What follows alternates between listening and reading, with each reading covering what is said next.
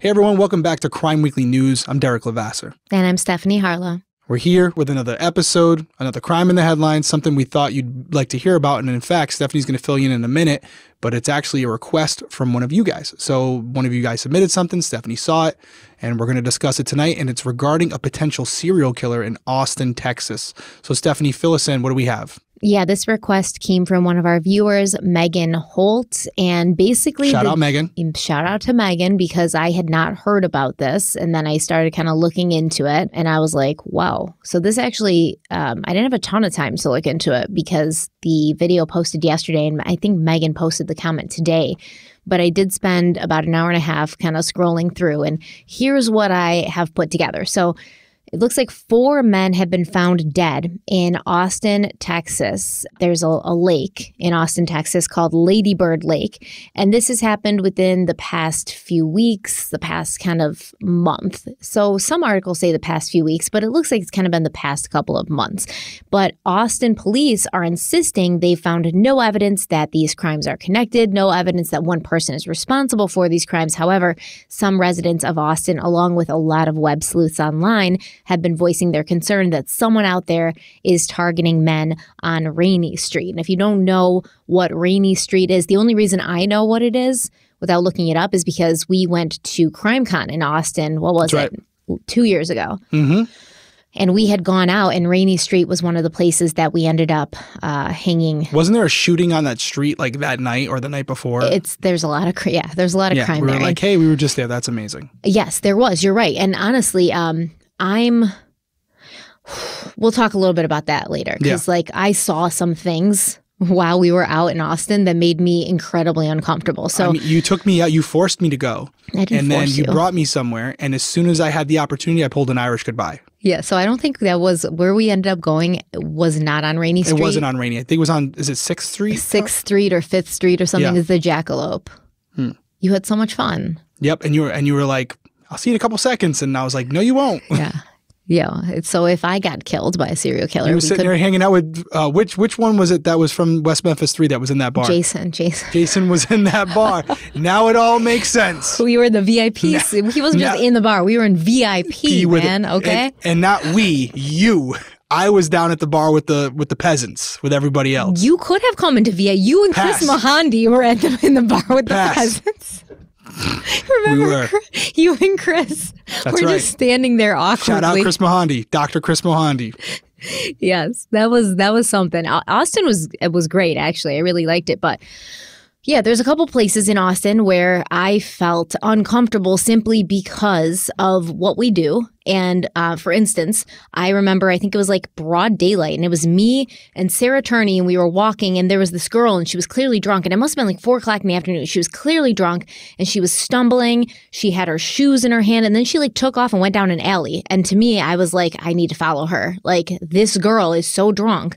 Anything could happen to her right now. Like, she could get hit by a car. Some guy could see her and grab her. She doesn't even know like which way is up right now. And so I saw so much of that I almost became desensitized to it that weekend, where it was just like stumbling drunk people all over the place. And I kept feeling like, this isn't good to be this drunk in public when there's like people around that might want to like hurt you, you know, and to be alone and these girls to not have like people with them. It just made me so uncomfortable because especially Rainey Street is kind of Austin's entertainment district. There's like a bunch of bars and restaurants, strip clubs, and the south end of Rainey Street kind of butts up right next to Lady Bird Lake, which is a reservoir on the Colorado River, but it's not exactly right next to it, which I think people are, or at least the Austin police are sort of underestimating the likelihood that somebody could accidentally be on Rainey Street and then end up like drowning in this lake, because it's not like you just be walking on Rainey Street and then like, oh, there's a lake right there. Like, let me fall into it. It's, you got to climb over a fence, and then you got to go down like a hill, kind of like a pretty steep like hill kind of thing. And then you'd be in the lake. So it just doesn't make sense, but we'll talk about that. So basically a lot of people think that there's a serial killer at work on Rainey Street, and this person is like drugging people's drinks. And I guess this has happened in the past in Rainey Street and, you know, in other places where people will get roofied and then get robbed, and then they end up like overdosing because they got they ingested too much of the poison or the toxin that was put in their drinks. But some also believe that the recent Austin deaths seem similar to a group named the Smiley Face Killers, who investigators believe have been responsible for dozens of drownings of young men in the Midwest and beginning in the late 1990s. So there's all this speculation going on out there right now, and Austin police are just not having it. Okay, they are not having it. The police, headed by the chief of police, Joseph Chacon, they've claimed that the deaths in Lady Bird Lake in the past, because I guess there's been a lot of deaths in this lake, they have been ruled as suicides and like accidents. And these more recent deaths are still under investigation. The statement from the Austin police said basically one common theme of the drownings in Austin this year is the combination of alcohol and easy access to Lady Bird Lake. Now, like I said, the edge of Lady Bird Lake is about a block and a half away from the strip, and you would require climbing over a fence and then going down a trail to reach it. So a lot of people, especially people who work at the bars and stuff on Rainey Street, are like, what are you talking about? There's no easy access. Why would somebody be drunk on Rainey Street and then go like a block down, climb over a fence, and go down a hill to get to a lake? Why would they be doing that of all the things that they could do? But basically, the statement from the Austin police said the autopsies of the victims have not revealed trauma to the bodies or any indication of foul play, but there is no mention of whether toxicology reports were done on these bodies, or if there were toxicology reports done, did they find traces of alcohol? Did they find traces of poison? Did they find traces of rufalin? Things like that. So basically, the 4 men in the past couple of months who have been found dead in Lady Bird Lake are 30-year-old John Christopher Hayes Clark. He was last seen on Rainey Street. 30-year-old Jason John was also found dead in the lake after he was last seen on Rainey Street. 40-year-old Clifton Axtell was found dead in March. He was last seen on Rainey Street. And 33-year-old Jonathan Honey was found in April after he was last seen on Rainey Street. A bartender on Rainey Street who wanted to remain anonymous believes someone is definitely killing these men. She said the amount of people who have been found dead in that lake is huge, and it's more than a coincidence. She said there has been an increased police presence on Rainey Street since the bodies started showing up, and that suggests to her that the police do feel it's a serious thing, and they're sort of like downplaying it to the public, but they're kind of keeping an eye on things. And she also said, kind of like what I mentioned, there is some distance from the bars on Rainey Street and Lady Bird Lake. And she said, quote, "It's an odd place for people to go. I find it hard to see how people could leave Rainey and end up at the lake."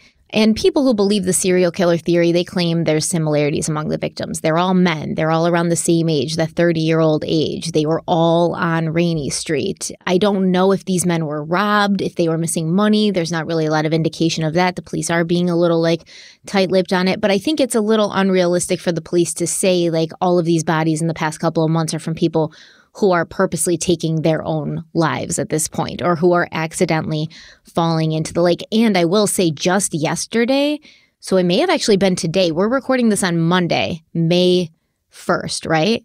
Mm-hmm. So Monday, May 1st, Austin police pulled a car out of Lady Bird Lake, and there was no one inside, but it was riddled with bullets, right? So police initially responded around 2:30 a.m. Monday morning to reports of a shooting near the Festival Beach boat ramp, and that's less than 3/4 of a mile from the southern end of Rainey Street, which is kind of where that, if you wanted to get to Lady Bird Lake, that's the direction you would take. So it's kind of interesting to kind of see what's happening there and to see the different ways that people are looking at it. I will say that it does seem like most of the people who were talked to, the people who frequent this area the most, they believe that something's going on. They kind of think that people are getting roofied to be robbed, and then just something's going wrong, or they're being robbed and then thrown into the water while they're still under the influence or under with the roofie, and then just drowned because of whatever they had on them that the people wanted. But I don't know. What do you think? I really don't know. Obviously, there seems to be some coincidences there. The unfortunate thing that we're dealing with is kind of like we were dealing with the Cash App founder, right? Bob Lee. We know what they're telling us or what we've heard. There might be more information that discredits the idea that it's the serial killer, although not completely impossible, but they obviously have all the facts. And I think a lot of things you look at is not only the demographics of the victim, not only the geography of where they were located, not only the circumstances before their disappearance or death, but also the way in which they've been found, the cause of death, specific things. It's funny you mentioned smiley face killers. I had done a case on Breaking Homicide, Christopher Jenkins, who was found in Minnesota, and there had been other bodies that were dumped in this river that it may be connected to the smiley face killer. So we looked into that, and it doesn't appear to be a correlation there. But whenever you have something where you have multiple people being killed or being found in locations that are similar to one another in a short period of time, I think it's reasonable for most people to say, oh, is there a connection here? Is there a correlation between these individuals that this may be something bigger? But I would love to know the specifics of each person, where if you have crime scene photos or obviously autopsy reports, you could see where they tied a certain way, were they positioned in a similar manner. I don't think that they were anything. I think they were just in the water. They were just found. Yeah. So, and that's the thing. It could be a coincidence. It does seem like there's some issues with it as far as like where they were found and how hard it is to get to it. But I know that in some parts of the country, there are areas that are more prone to find bodies because it's an area where criminal activity takes place, and anybody in that area knows that this is a remote location where they may not be seen. I do agree with you that if we're to believe they're all suicides, I would love to know the specifics of these cases and how they're coming to that conclusion other than the autopsy reports.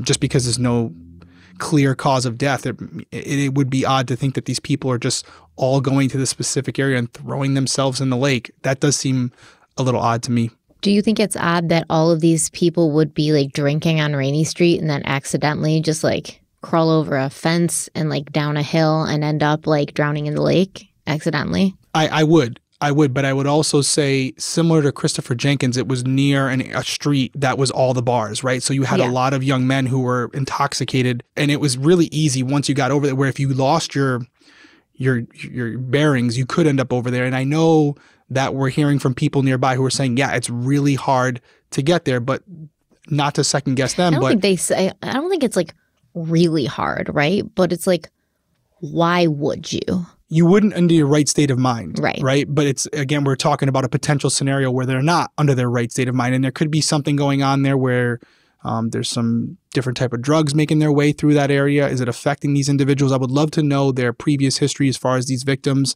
Did they have a history of not using narcotics? Have they been arrested for things like this in the past? Were they being treated for anything like this? Obviously, that would come down to toxicology reports, as you mentioned as well. But I do know when I flew out to Minnesota, it was like, oh, it would be so hard for these individuals to end up under this bridge in Minnesota. But when I got there, it actually wasn't that hard. There were multiple spots that I located where there was very minimal fencing, and you could just one step in the wrong direction and you could roll down the hill. So I would want to know all the specifics of it. I do think if Austin PD is going to come out and say, we do not believe this is a serial killer, this is one of those situations where they really have nothing to gain by saying that, and it could actually hurt them if it turns out not to be true. So it makes me wonder what they have that they're so sure of it. But regardless, you still have multiple people that are turning up in an area, and I think everyone, regardless of what law enforcement is saying, should be cognizant of their surroundings in that community. And it just reiterates what we always say, which is if you're going to go out to these locations, whether they're highly populated or not, you always want to have friends or family with you and never be alone, because you do open yourself up to someone who may have malicious intentions in that area to drug you, to catch you alone, to put you in a situation where it would be advantageous to have other people with you.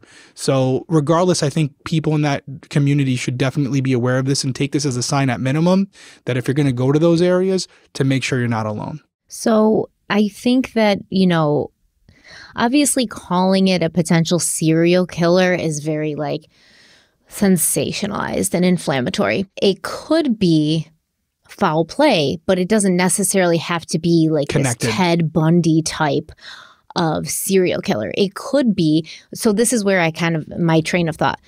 I think it was maybe actually just last month, I read a story about a bunch of people dying in New York City. And it was connected to this kind of group of criminals who were drugging people so that they could rob them. But they would go even further, where they would drug them and then use the Face ID on their phone to then drain their bank accounts, rob them for whatever they had, and then unlock their phones, get into their bank apps, and transfer everything out of their bank to like a different bank that isn't connected to these like robbers, but it's like some untraceable bank account. So I'm thinking to myself, is this something similar? Is this maybe a group of people who are drugging these guys to rob them, and then the guys are, you know, dying from being drugged, from having too much of this roofie or whatever substance is being used, or they're drugging them, taking their money, and then just throwing them in the water because they don't care. It could be like an organization, a criminal organization of people, not so much like, you know, a Jack the Ripper. Yeah.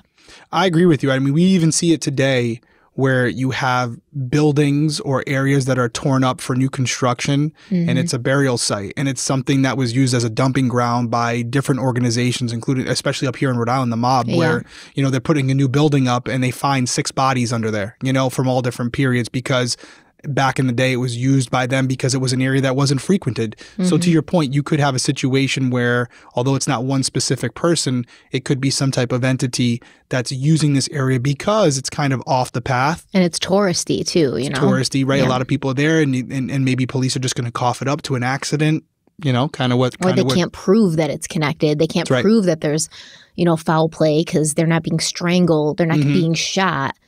But if they're being put in the water when they're drugged, obviously they can't swim. But it's an area where people drink.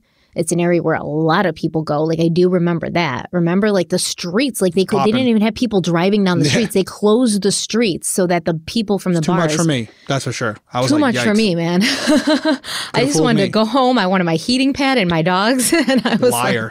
She's lying right now. But okay, nice try. No, for like a second. You were living your life. Well, once I have like a couple of drinks, I'm good for at least an hour or like so. Skipping down the road. I will say this, on a serious note, I always do get a little concerned, or at least my eye goes up a little bit when there's bodies of water involved, because it could be just, again, a coincidence, but I always get a little concerned when I hear that the bodies are being found in bodies of water, because that is something that's pretty well known, whether you're in someone who's not very familiar with criminal cases or whatever it be. A quick search could tell you that a dead body in water it makes it very difficult for the investigatory process for law enforcement and for the pathologist. So doing that can throw people off, especially as far as the investigation is concerned.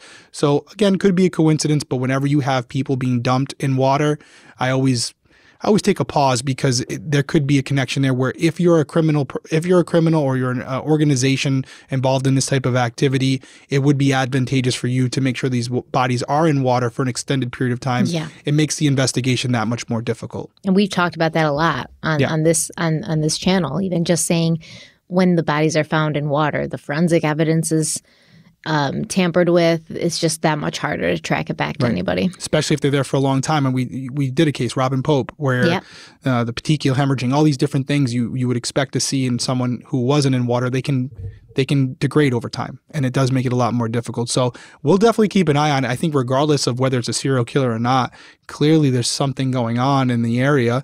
And that's why I feel. That's how I feel. Something's happening. These people just aren't accidentally finding themselves in the water. That's how I feel. Like, maybe not a serial killer, but not like people just stumbling in and drowning accidentally. Like, 4 people in like 2 months just accidentally stumbling into the water and drowning. Come on. No, something's going on in that area. It could be just some type of drug that's being distributed in that community or whatever. But either way, you decrease the odds of you becoming a victim if you're with multiple people, because if someone's targeting you, they're less likely to target the group of individuals as opposed to one person who's just walking around by themselves. So moral of the story, whether it's Rainy Street or anywhere, always have a friend with you. But yeah, if you're in that area and you are deciding to go there, be aware of your surroundings. Maybe keep the drinks to a minimum. Make sure that you're covering things when you're not drinking them. There's multiple products you can buy to do that. Stay together, too. Stay together. Yeah. And here's a better idea. I'm just going to go out and say it. Maybe avoid that area for the time being until law enforcement figures out what's going on. I'm not going to say that because there's people who work there who depend on tips. And we should be telling adults that they can handle themselves. Like, if you're an adult, you shouldn't be getting like blackout drunk to the point where you don't know what's happening. Like, we've all been there, but you should be able to go out and enjoy yourself responsibly, and not just say, like, if you really just can't help from getting blackout drunk to the point where you could become a victim of some like serial killer who's going to throw you in the lake. You just shouldn't go out. Like, people depend on, like, people, restaurants, bars, stuff like that. These people have jobs and they depend on, you know, I serve tables forever, man. I would be so mad if someone was like, just don't go to that area for a little while. You know? Well, clearly people aren't going to listen to me. Just be safe. And like we said, have a buddy. Use the buddy system. Yeah, you got those little strips. I think you can even get them on Amazon. Dip in your drink. See if you're, you know, being roofied. Fingernail polish, huh? Yeah, they have fingernail polish that does the same thing. And another little trick: if you ever drink anything and it has a metallic taste to it, dump it. That's a telltale sign that. I feel like I've definitely had things that have metallic taste to them. No comment. So that's all we have for this week's episode of Crime Weekly News. We're going to get ready to record a new episode of Crime Weekly that'll be coming out this Friday. It's going to be a new episode. As always, thank you for joining us here. Like, comment, subscribe. We really do appreciate it. We will see you Friday. Stephanie, final words? No. Thank you. Thank you guys for being here. We'll see you soon. Have a good night, everyone. Bye. No fucking comment.